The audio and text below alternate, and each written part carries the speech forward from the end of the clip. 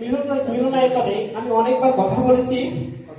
সেই দিকটি বিবেচনা করে আজকে 1 বছর 26 দিন পর এসে কিছু স্মৃতিচারণ করতে পারায় আমি সর্বপ্রথম কৃতজ্ঞতা জ্ঞাপন করছি অত্র প্রতিষ্ঠানের সম্মানিত উপদেষ্টা মহোদয় স্যারকে, এবং আমি আরো কৃতজ্ঞতা জ্ঞাপন করছি আজকের এই আয়োজক কমিটি বিভিন্ন সদস্যদেরকে। আমি আর আমার বক্তব্য বেশি বাড়াবো না। আমি ব্যক্তিগতভাবে একটি কথা বলতে চাই। প্রত্যেকটি বিদায় অনুষ্ঠানে যারা বিদায় নেই তাদের পজিটিভ দিকগুলো বলা হয়।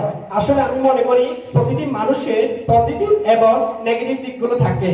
আমি সবসময় একটি কথাই বলি, আজকে এ পর্যন্ত পৃথিবীতে একজন মানুষই হচ্ছে সমগ্র সব দিক থেকে পরিপক্ক, এবং তিনি হচ্ছেন আমাদের প্রিয় নবী হযরত মুহাম্মদ সাল্লাল্লাহু আলাইহি ওয়াসাল্লাম।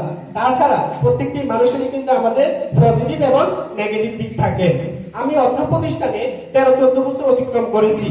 আর এত বছর অতিক্রম করার মধ্যে হয়তো আমার অনেক নেগেটিভ বা ভুল বুদ্ধি অনেকেরই হয়তো মনে থাকবে বা মনে থাকারই কথা।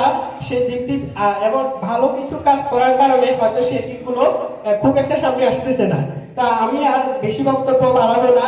আমি বর্তমান নিবাসীদের উদ্দেশ্যে একটি কথা বলতে চাই, তোমাদের সর্বপ্রথম কাজ হচ্ছে স্টাডি, পড়াশোনা করা, এবং সেকেন্ডলি কাজ হচ্ছে কো-কারিকুলাম অ্যাক্টিভিটিস এবং নৈতিকতা বোধ ও মানবিক বোধ জাগ্রত করে নিজেকে বড় মানুষ হিসেবে গড়ে তোলা। এবং আজকের এই বিদায় পর্বে প্রত্যেকটি শিক্ষার্থীদের জীবনের সাফল্য উন্নত কামনা করি আমি আমার সংক্ষিপ্ত বক্তব্য এখানে শেষ করলাম। আল্লাহ হাফেজ। আসসালামু আলাইকুম।